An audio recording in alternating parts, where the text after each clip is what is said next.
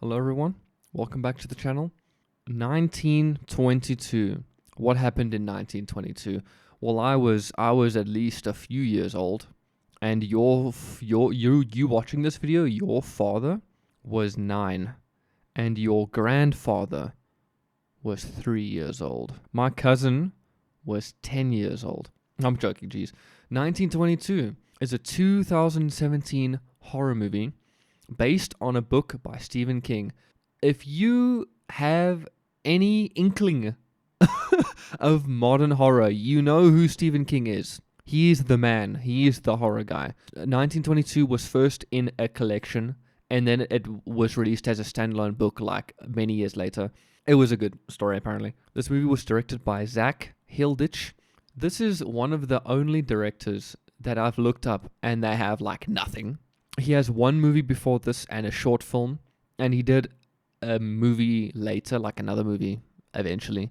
Oh, it was that Netflix movie fucking about a snake, I think. Listen, for your second movie, 1922 was good. All right, trust me, you did good. The main actors in this movie is Thomas Jane and Molly Parker. Thomas Jane, he's popular, bro. He's been in a bajillion movies as well. But you might know him in Punisher. The original Punisher, not the Deadpool Punisher. Back when they did really shitty Marvel movies, that was him, you know. Molly Parker, I'm not too familiar, but she was in House of Cards. Neil McDonough is here too. He doesn't play a massive role, but he's here too. You might know him from Suits. So what's this movie about? Wilfred James is a farmer with a wife and a son. The wife inherited the farm that they live on from her parents or something. She wants to sell it and move into the city and open a dress shop. Wilfred don't like this, bro.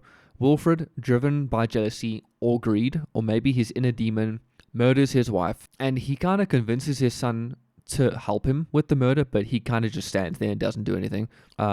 They put her in a well, and I'm trying not, I don't know why I'm laughing. This is not funny. They throw a body in a well, a dried up well, and they put a cow down there as well for some reason to cover her wife, which is terrible. I feel really bad for that cow, man. As the days goes on, there's a lot of tension between him and his son. His son's girlfriend is telling him he behaves very differently, and James is straight up losing it, bro. He's tripping. He's seeing things, you know. Eventually, James's son runs off with his car. He doesn't have his drivers, by the way. It's very illegal. There was this one scene where James puts his wife's old dress in the basement, and then he looks at it for a second, and then he puts a sheet over it. It's like, first off, moving it doesn't help. Second off, a sheet also doesn't help. It did nothing. Nothing you're doing is helping. Whatever you're trying to do, you know. So his wife's dude. Okay, pause. I'm getting shivers because I have my back towards a door, and I'm thinking of the fucking scenes in this movie, and I'm getting chills. Right? I'm not trying to hype this movie up. I promise that's what's happening. All right. The spirit of his wife haunts him, but she tells James what's happened to his son. I think during the narration she says things only dead women know. You know, his son found his girlfriend with his car. They fled, they committed crimes, and eventually they died together, which is actually very sad. They didn't even last long. Eventually, James loses his hand, which I think is really fucking unnecessary. Shame, this poor guy. He loses his house. He moves into the city, but he could never escape his demons. So the movie nails the atmosphere. It's not your typical jump scare in your face horror. It's more terrifying and disturbing, you know. Speaking of disturbing, fair warning, there is some disturbing images and gore related to like rotting of corpses and mutilation. If you're into that kind of stuff, it looks incredible. How do makeup artists work, man? How did they get that to look so real? You know, I was truly shook when I was looking at some stuff. Like the rawness of the gore is like it highlights how he was tortured by his actions.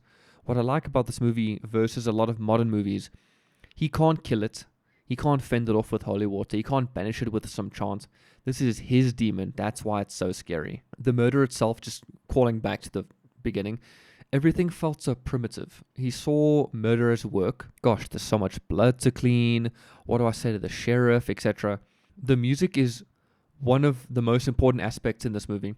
There was this one scene where it showed like a dinner and then it cut to them working a little bit or sitting on the porch or something, and then they walked through a cornfield, and then it showed the cornfield waving in the wind. But without music, it would look really stupid, like a little bit of filler.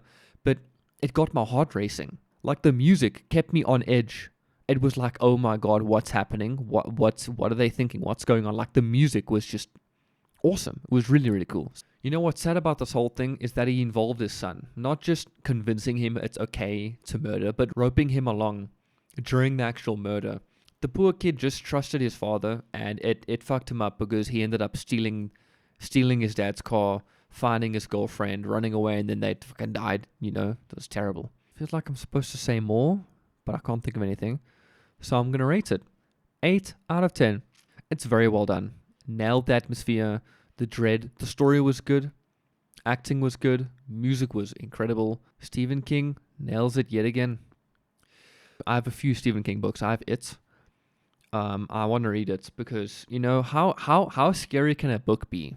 Because you turn a page, you read, and then he jumps out, and then he's like, ah! While you read, like, what? That sounds dumb. That sounds stupid. Like, how scary can a book be, right? But then there's like a whole genre based on horror, so I'm curious. I'm very curious. I'll read it eventually. It's a huge book. It's thick as fuck. I'm gonna read it eventually. I haven't read in ages. Now that I think about it, I need to get into reading first. Sorry, rambling. Thank you, and I'll see you next time. Bye.